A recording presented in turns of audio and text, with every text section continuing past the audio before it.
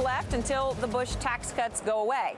Well, we know they're not going to go away, but something's going to happen, and no one's sure exactly what. The fight is getting hotter, the pressure mounting as each day peels off the calendar. Dan Mitchell is a senior fellow at the Cato Institute. Michael Linden is the associate director for tax and budget policy at the Center for American Progress. Wow, look at them. They're both licking their lips. I mean, too bad you're not in the same room. You could just get into the fight here and now. Dan Mitchell, what do you think we're going to do?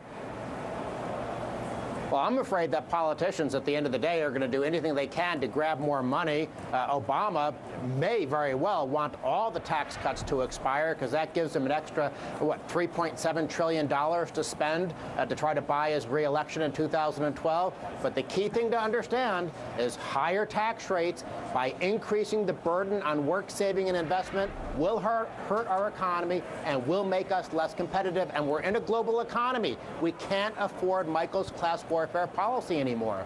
Michael, it's my not class Obama's warfare now, Michael, policy? it's yours. Oh my goodness, thank you, Dan. I appreciate putting all that on me. That's so great. Look, the president has been clear from the moment he started running for president. He wants to let the tax cuts on income over $250,000 and only on income over $250,000 go away, go back to the rates we had under Bill Clinton during, I guess, must have been a terrible economic period. Oh wait, it was actually great in the 90s. So that whole higher income tax rates will mean economic doom argument just kind of falls away. Look, here's what would really hurt businesses and the economy. Having to borrow another $700 billion to pay for tax cuts for millionaires. That doesn't make any sense. Dan Mitchell, why? I don't understand. See, this is where I get confused about where you're coming from. If I'm going to let the taxes expire, and by the way, that would go back to rates that by any historical measure are still relatively, a lot lower than they were even in the 80s under Reagan. But what if I use that money to pay down the deficit? How could you be against that? Isn't that what you're supposed to stand for?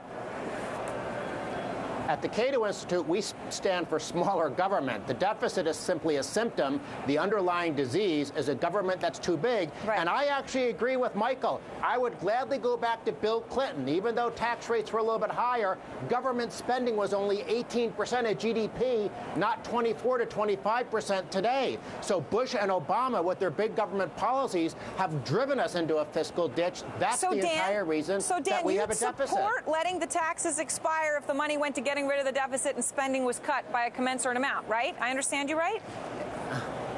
If I had a choice of going back to the size of government we had when Bill Clinton left office, yes, we'd be better off than we are today, even though tax rates would be a little bit higher. It's not just taxes, government spending, regulation, monetary policy, all these things matter, and the goal should be on net. Let's figure out a way to reduce the burden of government so we don't become like Michael's dream country of France and have a stagnant economy with perpetually high unemployment. Michael, are we making a deal here, though, that you and Dan could agree taxes will go up? If so, Michael, you just have to agree to let the money go to paying down the deficit and cut the spending. What do you say? Deal? Yeah, hey, I think that's a great deal. I've said, and the Center for American Progress has said repeatedly, that we do need to reduce spending, but we also need to increase revenue. Those two things have to go hand in hand. The problem is conservatives, and also, to be frank, people like Dan, who simply seem to argue that revenue can't be part of the solution. It has to be. Any reasonable approach would have to have both spending reductions and revenue increases. And it's great to hear Dan agree that the tax rates under Bill Clinton were much better for the economy. Dan, I saw an analysis by Pew's study on taxes, and it said, look, if you get rid of the deficit, all by cutting Medicare, you'd cut benefits by 22%. It went through every, sort of do it 100% this way or that way. Then they said, what if you do a little bit of both? Raising taxes and cutting spending. You could raise taxes by 7.5%, cut spending by 7.5%, and deal with the deficit. Is that too good to be true, or is that something that you'd consider? Let's start with two pieces of political reality.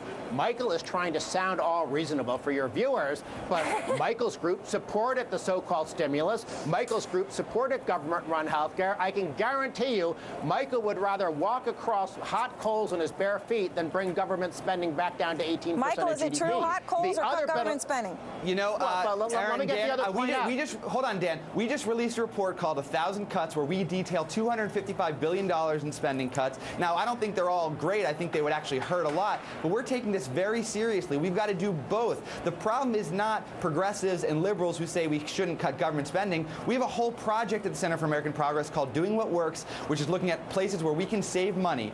Where is the commensurate looking from the conservative side for where we can raise money to pay for some of these things, okay? That's the problem. It's not about liberals who want bigger government. We don't want to pay for these things. Government is too big right now. And I guarantee you one thing. If you increase revenue, the politicians in Washington are going to increase spending. You don't cure an alcoholic by giving him more to drink. We leave it on that note. We have to leave it on that note. The clock game was won by Dan today. The conversation, though, sparring still to come.